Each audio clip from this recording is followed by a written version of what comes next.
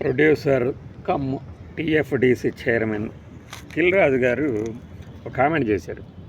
ఇకపై తెలుగు ఇండస్ట్రీలో కూడా డ్రగ్స్ వాడితే బహిష్కరిస్తాం, మలయాళంలో అలానే చేస్తున్నారు అంటూ. సరే, మలయాళంలో ఇంకా చాలా చేస్తున్నారు, తెలుగులో మీరు చేస్తారు. అది అంటే డ్రగ్స్ తీసుకునే వాళ్ళని నిషేధిస్తాం అనేది దాన్ని తప్పు పట్టాలి. నిజంగా మీకు అంత సినిమా ఉందా అని ప్రశ్నిస్తున్నారు. ఎందుకంటే ఇప్పుడు ఒక 6 ఏళ్ల క్రితం వరుసపెట్టి అకున్ సబర్వాలు సిట్ కేసు పెట్టిన తర్వాత ఎంతమంది స్టార్లు, ఎంతమంది దర్శకులు, ఎంతమంది క్యూ కట్టారు విచారణ కోసం. వాళ్ళందరూ కూడా ఏమీ తెలియని అమాయకుల్లాగానే వదిలేశారట. పదే పదే వాళ్ళ పేర్లు బయటకు ఎందుకు వస్తున్నాయి? సరే, ఇప్పుడు మీరు చెప్తున్న దాన్ని బట్టి ఎవరిని బహిష్కరించలేదు కాబట్టి తెలుగు ఇండస్ట్రీలో అసలు డ్రగ్స్ అనేది వాడకం లేదని మేము అర్థం చేసుకోవాలి, అంతే కదా. అలానే మేము చూడాలి కదా.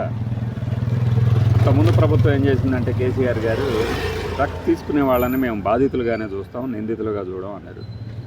బహుశా మీకు రేవంత్ రెడ్డి గారి దగ్గర నుంచి లేదు మేము ఇకపై కఠినంగా ఉంటాము అనే ఒక సంకేతం ఏమన్నా వచ్చిందేమో. ఈ ప్రకటనలతో ఏమీ అవ్వదు. ఎందుకంటే ఒక 10 days బ్యాకే కొంతమంది మీద ఆరోపణలు వచ్చినప్పుడు ఆ బృందంలో ఆ పార్టీ నిర్వహించారు అని చెప్పబడుతున్న ఒక లేడీ సింగర్ మీద ఆరోపణలు వస్తే, సరే ఆమె నిజంగా తీసుకున్నారా లేదా, పార్టీలోకి ఇచ్చారా లేదా పక్కన పెడితే, వెంటనే మన గద్దర్ అవార్డ్స్ ఫంక్షన్ వేదిక మీద చూసాం. అంటే ఈ కఠినమైన నిర్ణయం అప్పుడు తీసుకోలేదు అని మేము అనుకోవాలా? అలానే అనిపిస్తుంది. రాబోయే రోజుల్లో ఎంతమంది మీద మీరు తీసుకుంటారు? ఎందుకంటే శ్రీరామ్ అనబడు శ్రీకాంత్, మన రోజాపూలు శ్రీరామ్ని అరెస్ట్ చేశారు కదా. డ్రగ్స్ నేను వాడాను, అమ్మలేదు అంటున్నాడు. సో అతని మీద మరి నిషేధం పెడుతున్నారా తెలుగు ఇండస్ట్రీలో? తమిళని పక్కన పెట్టండి, తెలుగు రాకుండా చేస్తారా? ఎగ్జాంపుల్, ఇప్పుడు ఒక పెద్ద నటుడు డ్రగ్స్ తీసుకుంటూ పట్టుబడ్డాడే అనుకుందాం, మీకు తెలిసిందే అనుకుందాం, మరి మీరు బ్యాన్ చేస్తారా?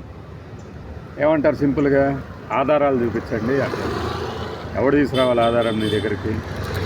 ఈ సినిమా ఇండస్ట్రీలోనే 75 మంది స్టార్ హీరోల మీద లేకపోతే నటుల మీద లైంగిక ఆరోపణలు ఉన్నాయని ఆరోపణలు వచ్చిన చోట ఒక్క ఆధారం కూడా లేదని వాళ్ళందరి మీద ఎలాంటి చర్యలు తీసుకోలేదట. ఒక ఇండస్ట్రీ, తెలుగో మలయాళమో ఏదో పక్కన పెట్టండి. ఎవరు ఆధారాలు? ఇలా మామూలుగా మాట్లాడే మేమే మనకు తెలిసిన వాళ్ళు అంటుంటారు సినిమా ఇండస్ట్రీ మీద పెట్టకండి, ఏదో జీవిత చరమాంకంలోనో జీవితంలో ఎప్పుడో ఏదో ఒక రోజు మనకు ఏదో సినిమా ఛాన్స్ వస్తుందట. అలాంటివి ఇలాంటివి కనుక చేస్తే తీసుకోరట.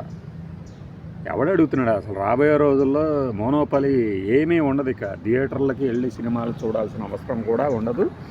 అలానే ఫలానా వారియే చూడాలి మేము, వీళ్ళే మా ఆరాధ్య దైవం అనే రోజులు కూడా పోబోతున్నాయి. మీ మోనోపలి అంతా బ్రేక్ అయిపోయే రోజులు రాబోతున్నాయి. డ్రాస్టిక్ చేంజెస్ సినిమా ఇండస్ట్రీలు రాబోతున్నాయి. మీరు డ్రగ్సే కొడతారు, మందే కొడతారు, ఇంకోటో చేస్తారు, ఏమైనా చేసుకోండి. మీరు వారిని నిషేధించండి, లేదంటే చేర్చుకోండి, హత్తుకోండి, వాళ్ళతోనే సినిమాలు తీయండి, నష్టమేం లేదు. రాబోయే రోజుల్లో అయితే ఇది 2 రకాలుగా జరుగుతుంది. ఒకటి, నిజంగా నటులు ప్రతిభ సినిమా కలెక్షన్స్ అంటే థియేటర్లోనే కాదు, ఎక్కడైనా సాధించే సత్తా ఉన్న వాళ్ళు వస్తారు. రెండో వైపు ఇంకాస్త కుళ్ళిపోతూ ఉంటారు ఈ హీరోల భజనలో, డ్రగ్స్ తీసుకుంటూ గంజాయి కొట్టుకుంటూ. ఈ బ్యాచ్ ఎటు ఉంటుంది, ఈ బ్యాచ్కి ప్యారలల్గా ఇంకో బ్యాచ్ రాబోతుంది. ఆ రోజులు మనం చూడబోతున్నాం. ఆ రోజు మనకి ఈ వీడియో కనీసం ఒక 10 మంది కన్నా గుర్తొస్తుంది. నిజమే, చాలా మారిపోయింది అసలు ఇండస్ట్రీ. కొత్త వాళ్ళు, కొత్త రకం సినిమాలు, కొత్త తరహా ఆదరణ కూడా చూడబోతున్నారు అని అప్పుడు అనుకుంటారు. బాయ్.